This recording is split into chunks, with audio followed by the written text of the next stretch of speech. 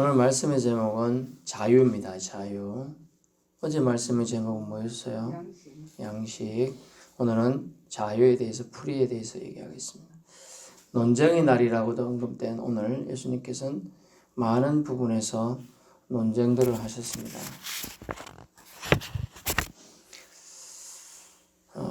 오늘 내용에 이제 권세자들이라고 할 수 있는 이 당시에 지도자라고 할 수 있는 대제사장들, 백성의 장로들과 논쟁을 하시고 두 아들 비유, 또 포도 농부 비유, 어린 잔치 비유, 이런 비유, 부활 논쟁, 서기관과 바리새인들과 바꾸짓는 거 23장까지 쭉 됩니다. 그런 논쟁들을 쭉 하게 되죠. 그래서 논쟁의 날이다. 그렇게 평해지게 합니다. 논쟁한다는 뜻은 뭐냐 하면 완전히 억압되어 있지는 않다는 뜻이에요. 논쟁한다는 뜻은 억압이라는 단어는 프레스라는 단어를 쓰는데 누른다라는 단어입니다. 누른다. 눌러버리면 완전히 눌러버리면 꼼짝을 못하기 때문에 저항이나 무슨 대꾸를 할 수가 없는 거죠. 근데 논쟁한다는 것은 여지가 있다는 뜻이죠. 하나님께서는 인간을 창조하시고 자율로 의지를 주셨어요. 여러분이 이해를 돕기 위해서는 자유를 주셨다고 하겠습니다. 그래서 오늘 찬양 주의 보혈이 우리를 자유를 다시 회복한 건데 자율 의지를 주셨는데 자유를 가지고 인간은 오만과 편견을 행하게 되었습니다. 그래서 인간이 오만과 편견 때문에 하나님은 슬퍼하셨고 이 땅에 사람 지으심을 안타까워하셨다 그랬죠. 러멘트라는 단어를 썼습니다. 구약에서는 슬퍼하셨다. 그래서 홍수 심판으로 사람을 지면에서 썰어버리게 됩니다. 하지만 주님은 또 인류를 생각해서 불쌍히 여기셔서 다시 인류를 번성하게 합니다. 그런데 또 인간은 또 타락을 일삼게 되죠. 그래서 이 작은 심판이라고 할 수 있는 소돔 고모라 성을 완전히 멸하게 됩니다. 그들에게 주어진 자유를 가지고 그들은 오만과 편견을 행했고 육체의 정욕에 빠져서 하나님을 대적했던 것이죠. 그래서 이 자유를 어떻게 사용하고 누리는가는 오늘날도 아주 중요한데 지성인과 비지성인 또는 교양인과 비교양인들, 즉 다시 말하면 배우지 못한 사람들 차이를 구분하기도 하고요. 이 사람이 진짜 품성이 좋은 사람인지 아닌지 구분하는 것도 이 자유를 어떻게 사용하느냐에 따라 달리 구분한다는 거예요. 공의 자기중심적 인생이 성경에서는 하나님 보기에는 그들을 다 방종에 빠진 자로 성경은 보고 있습니다. 방종, 노을방, 나를 종자인데 진정한 자유를 가지고 그들은 진정한 자유를 사용하지 못하고 자기 욕심에 끌려서 살아가는 것을 방종이라고 해요. 방종. 방치라는 말이 있죠. 어린애들, 너무 어린애들을 혼자 집에 놔두는 걸 방치라고 합니다. 그리고 보호가 요구되는 노인분들이나 어른들을 내버려 두는 것도 방치라고 해요. 놓아버린다는 것은 결국은 좋은 뜻도 되지만 어느 정도의 구속의 카테고리 안에서 구속하면서 보호해 주는 게 필요해요. 아이야, 지금 이 경계선을 넘어가면 저 너머에 위험이 있다. 무서운 뱀이 있고 무서운 들개들이 있고 무서운 곰이 있을 수 있다. 이 경계선을 넘어가지 말라. 이것이 성경에서 말하는 자유예요. 성경에서 말하는 자유는요. 그래요. 그것은 뭐냐? 하나님 말씀의 경계. 하나님 말씀을 지켜라. 그러면 복이고 생명이다. 그러나 지키지 않을 때는 저주가 재앙이 너희를 기다릴 것이다. 이것이 성경의 가르침입니다. 그렇다면 자기중심적 인생에서 우리는 어떻게 해야 될 것인가 생각해 보아야 합니다. 돌아서야 한다는 것이죠. 오늘 자기중심적 인생이 하나님께 도전하는 것이 논쟁으로 형태로 나타나는데 대표적인 거 많지만 오늘 한 가지 정도만 보는 겁니다. 당신은 하나님께 도전하느냐? 도전하고 있는 인생이냐, 대적하고 있느냐 이 말이에요. 한번 살펴봐야 하죠. 23절 대제사장들과 백성의 장로들이 나옵니다. 그들이 무슨 말을 하나? 무슨 권위로, 다시 말 무슨 권세로 당신이 여기서 말씀을 전하느냐, 또 백성들을 가르치느냐, 당신이 제대로 배운 적이 없는 것 같은데 뭐냐. 오늘날도 아무리 작은 대학교라도 교수의 위치에서 학생 강사로서 나가서 가르친다는 것은 쉬운 일이 아닙니다. 어느 정도 최소한 그 학생들보다는 더 배워야 되죠. 그래 가야 되는데 어느 날 어떤 직구전 나이 많은 학생이 장난을 쳤어요. 시간이 일부러 교수님은 보통 한 1, 2분 늦게 들어옵니다. 원래 시간 잘 지키는 교수님은 그렇게 합니다만 교수님이 안 들어오니까 누군지 모르죠. 첫날 강의 오리엔트 시간에 첫날 첫 시간이니까 누구 교수인지 모르는 애들이 태반이에요. 신입생들은 또예요. 들어갔어요. 교수인 줄 알고 사람들이 여기 와서 딱 서가지고 있으니까 다 교수님이 오신 줄 알고 다 조용히 하고 인사를 다 합니다. 한참 이 강의가 어떤 거라고 자기가 주저리 떠들어봅니다. 아 그렇군요 하는데 에헴 하면서 진짜 교수가 들어와요. 어디로 가야 돼요? 내려가야죠. 물러나는 거예요. 장난치고 진짜 그런 경우도 있었어요. 지금 백성들을 인도할 대제사장들과 백성의 장로들이 자기 역할을 못하고 있는 거죠. 그래서 주님은 그 역할 때문에 사실 하늘 보좌를 버리시고 이 땅에 인간의 옷을 입고 내려왔어요. 근데 그들의 역할에 내가 문제가 있지 않느냐 이런 걸 되짚어 봐야 되는데 그렇지 않고 저 사람 무슨 건설을 저렇게 하지? 나는 대학도 나오고 말이야. 교수님이고 이런 위치인데 그래서 하시면 저 사람 뭐야? 배운 적도 없는 사람인데 어느 날 갑자기 나타나가지고 백성들을 가르친다고 하고 하나님 나라에 대해 얘기하네. 저선 건설 뭔가 물어보고 잘못됐다면 잡아서 족쳐야겠다 이렇게 하는 거죠. 저 사람 심지어 밥그릇도 뺏어야겠다 이런 얘기를 하는 거예요. 그래서 주님은 그들이 그 대적에 대한 대항함에 대한 넓게 말하면 거절, 신에 대한 인간의 거절에 대한 것을 얘기하고자 하는 겁니다. 하나님은 예수님은 권위에 도전하는 말로 논쟁하는 자들에게 주님은 두 단어로 말했어요. 당신 이렇게 말 당신. 불신앙의 모습이죠. 불신앙의 모습. 여러분은 주님 앞에 대적할 때가 더 많습니까? 아니면 주님을 친구로 여기고 주님으로 여기서 기도를 합니까? 그러면서 그들이 질문하고 당신의 권세가 뭐냐 하니까 요한의 세례가 누구로부터냐 오히려 대질문하죠. 저는 이런 스타일을 싫어합니다. 질문하면 대답하면 되는데 도로 질문하는 거. 예수님은 이런 역질문을 잘 하셨어요. 그 질문을 대답하고 하면 되지. 꼭 대질문을 예수님은 많이 합니다. 왜? 그들의 질문에 가치가 있기 때문에. 왜? 예수님은 하나님 아버지의 권세를 가지고 내려왔는데 그것을 인정하지 않는 자들이 때문에 오히려 대질문하는 거예요. 너들의 권세는 누가 줬느냐 이거죠. 사실 따지고 보면. 하나님이 주신 거죠. 그럼을 그들을 깨달아야 되는데 그런 질문을 듣고도 깨닫지는 못합니다. 뒤에 보면 26절 만일 사람을 붙들어 하면 모든 사람이 요한을 선지자로 여김으로 무서워한다. 백성이 무섭다. 선지자로 여기니까 좋다 이거예요. 백성이 무섭다는 거예요. 백성이 오히려 돌 던지니까 무섭다는 거예요. 여러 사람이 큰 그릇이나 작은 그릇의 차이는 뭐냐? 백성을 무서워하느냐, 즉 사람을 무서워하느냐, 하나님을 무서워하느냐 이 차이예요.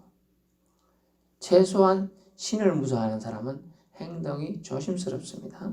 하다못해 무당을 섬기는 사람도 조심을 해요. 행동에.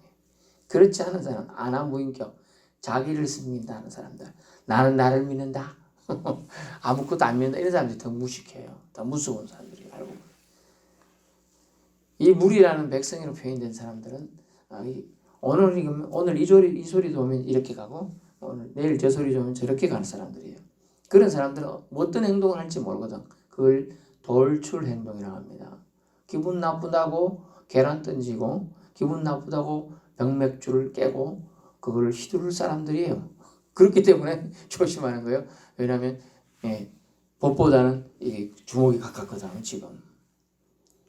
결국 당장의 안위를 위해서 이 대제사장들과 장로들이 선택을 하고 있다는 거죠. 다시 말하면 당장의 지금 오늘날 말하면 당장의 예배를 방해받지 않고자 하여 당장의 예배를 방해받고자 않고자 하고 자기 주의를 뺏기지 않기 위해서 굽신거리는 것하고 똑같다는 거예요. 세상의 권세 잡은 자에게. 그것이 세상 권세 잡은 자한테는 굽신거리면서 하늘 권세를 가지고 오신 예수님한테는 대적한다. 이것이 인간의 오만이고 편견이다라는 걸 말씀드리는 겁니다. 그러면서 예수님은 두 아들의 모습에 대한 비유를 하고 있습니다. 두 아들이 있었습니다. 예수님 비유하죠. 두 아들에게 맏아들이 가서 오늘 너 포도원에 가서 일하라 했습니다. 이르되 가겠나이다 했습니다. 두 아들이 29절이에요. 마태복음 21장 29절 하더니 가지 아니했습니다. 가지 않았어요. 둘째 아들에게 말하면 너도 가서 포도원에 가서 일 좀 해라. 아빠 좀 도와라 했습니다. 대답하되 싫습니다. 네, 저 약속 있고요.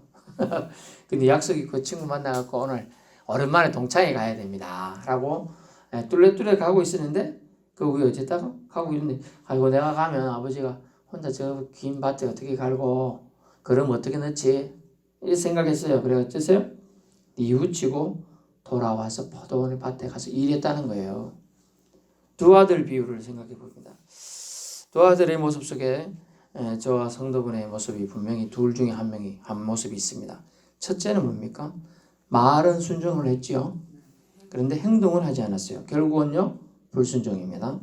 둘째는요 불순종의 말을 했습니다. 그 다음에는요 회개했어요. 회개는 뉘우침에서 그치면 안 되고요. 어떻게요? 행동으로 나아갔습니다. 그리고 순종 행동으로 나아갔어요. 결국은 믿음은 말에 그치는 것은 믿음이 아닌 걸 알 수가 있어요. 행동이 따라야 돼요. 그래서 야고보서 기자가 행함이 없는 믿음은 죽은 믿음이라고까지 말한 거예요. 행함이 없는 믿음, 죽었다. 여러분 생각해 봐야 돼요.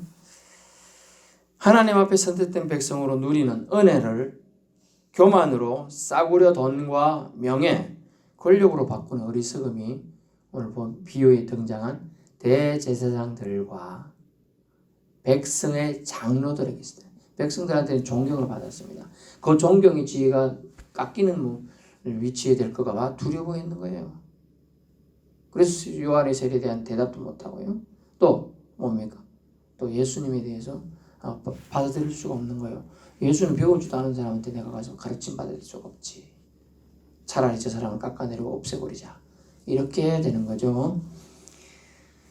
하나님의 선택된 백성으로 여러분 누리는 은혜가 있어야 될 줄 압니다.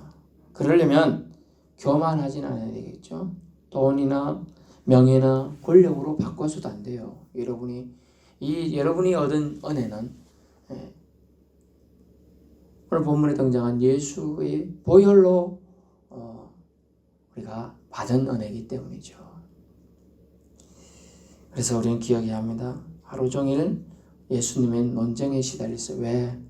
그냥 천군천사 와가지고 다 자기 말 안 듣고 배반한 사람 다 싸그리 청소하면 됩니다. 싸그리 지옥 보내면 돼요. 죽이면 돼요. 그렇게 하지 않고 회개의 기회를 주시고자 이 논쟁을 하는 거예요. 논쟁은 여러분 말싸움도요. 어느 정도 여지가 있어야지만 말대꾸하고 싸웁니다. 논쟁을 하는 거예요. 토의를 하는 거예요. 집에 생각 잘못했어. 그렇게 하면 안 돼요. 예수 믿어 천국 가는 거야. 에이, 예수 믿어 천국 가? 저 세상에 어디 있어? 그냥 죽으면 끝이지 말이야. 그러면 집에 그렇지 않아. 목사님 말씀 들어보고 성경에 보니까 예수님이 진짜로 계셨고 예수님 믿어야 천국 간다더라. 이렇게 얘기하는 것도 어느 정도 뭐가 있어야 돼요? 그 사람에 대한 정의나 애정이 있어야 되는 거예요. 아예 없으면 뭐예요? 대꾸 할 필요 없죠.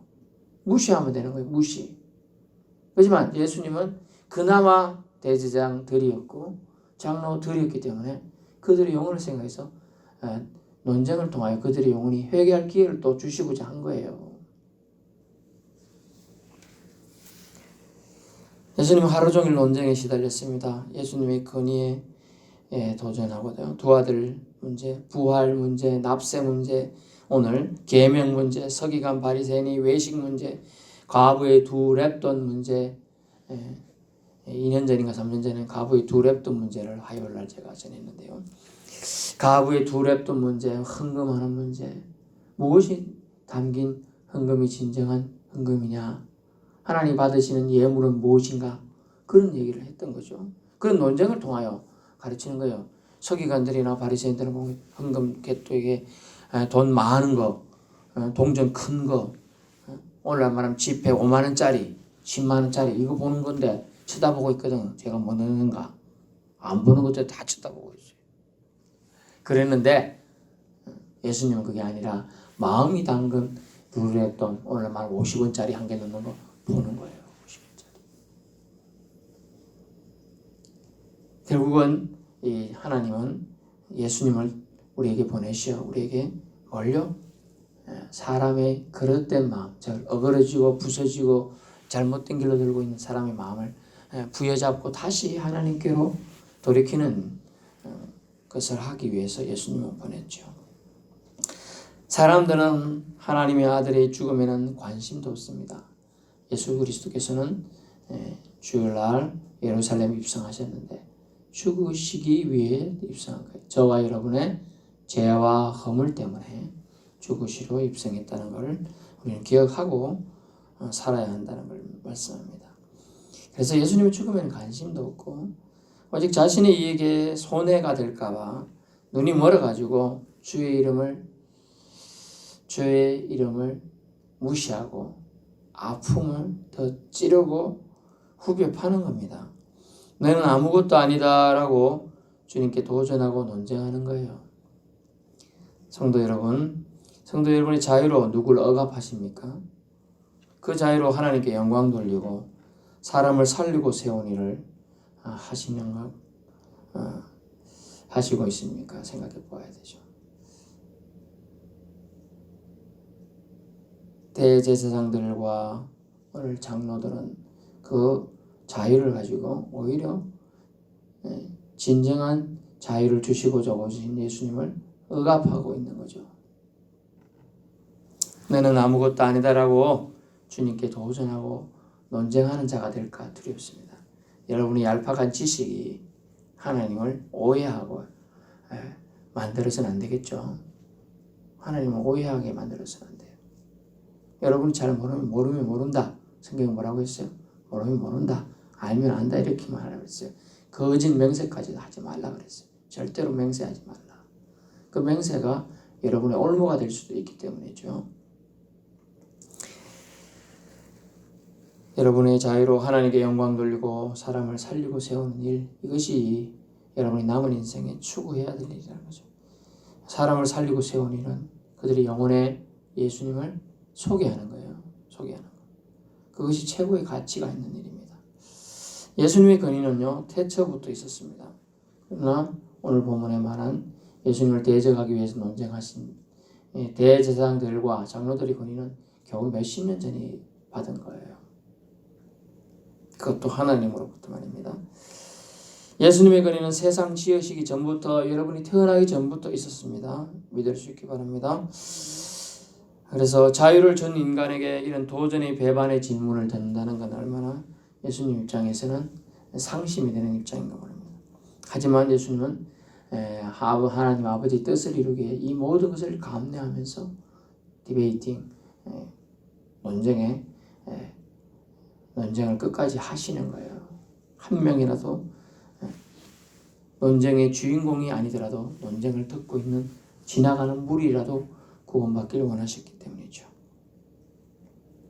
주님의 마음은 어떠셨을까를 생각해 봐야 돼요. 여러분의 자유 주신 분께 감사를 찬양으로 나아가야 마땅할 것입니다.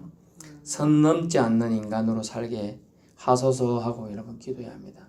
여러분에게 주신 자유는 여러분이 어떻게 사용하냐에 따라 그 아름다운 자유가 될 수 있고 아니면 방종이 될 수 있고 하나님을 대적하는 자가 될 수도 있는 거예요.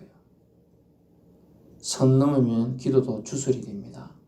선을 넘어서 여러분이 잘못하게 하나님을 대적하는 선을 넘으면서 기도하는 것은 주술이 돼요.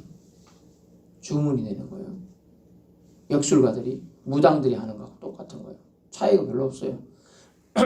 무당들 뒤에 하나님 안 계속하지 기도 잘합니다. 아주 열정적이에요. 그렇지만 우리는 선을 넘지 않기 때문에 예수님 공로로 내가 살아있다. 예수님 공로로 예수님 덕택에 내가 천국 갈 거다. 그죠? 예수님 덕택에 내 영혼은 하나님께서 이 땅에 있는 동안은 보호해 주실 거다. 좀 넘어지고 다칠지 몰라도 내 영혼은 절대로 사탄이 못 뺏어간다. 이런 확신을 가질 수 있기 바랍니다. 예수님이 논쟁하신 것은 믿는 자를 대리해서 논쟁하는 거예요. 믿음이 없는 자들, 믿음을 뺏는 자들, 믿음에 나아가지 못하게 방해하는 자들에게 대하여 경고를 날리는 거예요. 하나님을 대적하면 너희들이 다 서울로 내려가는 지옥에 들어가는 자들이 될 것이니까 회개할 기회를 주고자 하신 겁니다. 여러분 둘째 아들처럼 늦더라도 회개해서 이 땅에 있는 동안 주님을 믿고 천국 소망 끝까지 품을 수 있기를 축원합니다. 기도하겠습니다.